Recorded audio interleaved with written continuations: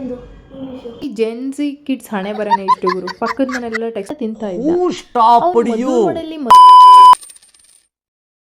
Hello boss, ನಮಸ್ಕಾರ. S, ಬೆಳಗ್ಗೆ ಯಾರೋ ಬೆಲ್ ಮಾಡ್ದಂಗಾಯ್ತು. ಯಾರಪ್ಪ ಅಂತ ಡೋರ್ ಓಪನ್ ಮಾಡಿ ನೋಡಿದ್ರೆ ಒಂದು ಇಂಗ್ಲೀಷು ಹೇಳಿ. ಇಂಗ್ಲೀಷ್ ಟೆಕ್ಸ್ಟ್ ಬುಕ್ ಹಾಂ ನಿಂದು. ಈ ಜೆನ್ಸಿ ಕಿಡ್ಸ್ ಹಣೆ ಬರನೇ ಇಷ್ಟು ಗುರು. ಪಕ್ಕದ ಮನೆಯಲ್ಲ ಟೆಕ್ಸ್ಟ್ ಬುಕ್ ಇಟ್ಬಿಟ್ಟು ಮರ್ತೋಯ್ತವೆ. ನಾವಂಗಲ್ಲ, ನಮ್ಮ ಕಾಲದಲ್ಲೆಲ್ಲ ಸಬ್ಜೆಕ್ಟ್ನೇ ಮರ್ತೋಯ್ತಾ ಇದ್ವಿ.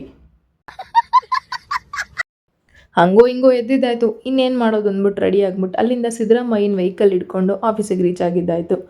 ಆಫೀಸಲ್ಲಿ ಬೇಜಾನ್ ಕೆಲಸ, ಏನು ಮಾಡಿದ್ರು ಟೈಮ್ ಪಾಸ್ ಆಯ್ತಾ ಇಲ್ಲ.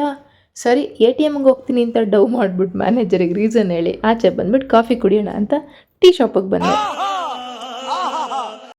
ಕಾಫಿ ಕುಡಿಯೋಕೆ ಟೀ ಶಾಪ್ಗೆ ಹಾಕೋದ್ರಿ ಅಂತ ಕೇಳಬೇಡಿ, ಅಲ್ಲಿ ಕಾಫಿನೂ ಸಿಗುತ್ತೆ.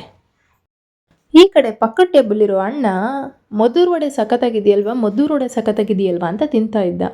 ಅವನು ಮದ್ದೂರು ವಡೆಯಲ್ಲಿ ಮದ್ದೂರನ್ನ ಪ್ರಮೋಟ್ ಮಾಡ್ತಾ ಇದ್ನ ಅಥವಾ ಆ ಶಾಪಲ್ಲಿರೋ ವಡೆನ ಪ್ರಮೋಟ್ ಮಾಡ್ತಾ ಇದ್ನ ಅಂತ ಫುಲ್ ಕನ್ಫ್ಯೂಷನು. ಮೊದಲೇ ನಾವು ಖರಾಬು, ಸುಮ್ಮನೆ ನಮಗೂ ಅವ್ರಿಗೂ ಯಾಕೆ ಅಂತ ಅಲ್ಲಿಂದ ಸೈಲೆಂಟಾಗಿ ಪೇ ಮಾಡಿಬಿಟ್ಟು ಜಾಗ ಖಾಲಿ ಮಾಡಿದ್ದಾಯ್ತು. ಅಂದಾಗೆ ನನ್ನ ಅಕೌಂಟಲ್ಲಿ 50 ರೂಪಾಯಿ ಇದ್ದಿದ್ದು ನೆನಪು. ಅದು 55 ಅಂತ ಡೌಟ್ ಇತ್ತು. ಹೆಂಗೂ ATM ಅಂತ ರೀಸನ್ ಹೇಳಿದ್ನಲ್ಲ, ಬ್ಯಾಲೆನ್ಸ್ ಚೆಕ್ ಮಾಡಿಬಿಟ್ಟೆ. ಇಲ್ಲೊಂದು ಸಮಸ್ಯೆ ಖಂಡಿತ ಇದೆ. ಕೊನೆಗೆ ಗೊತ್ತಾಯ್ತು 30 ರೂಪಾಯಿ ಇತ್ತು ಅಂತ.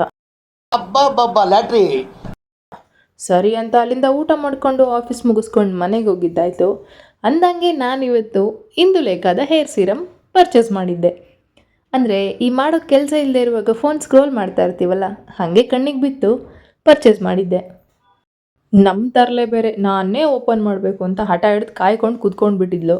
ಸರಿ, ಅವಳಾಸೆ ಯಾಕೆ ಬೇಜಾರು ಮಾಡಿಸೋದು ಅಂದ್ಬಿಟ್ಟು ಅವಳ ಕೈಲಿ ಕೊಟ್ಬಿಟ್ಟು ಓಪನ್ ಮಾಡಿಸ್ದೆ.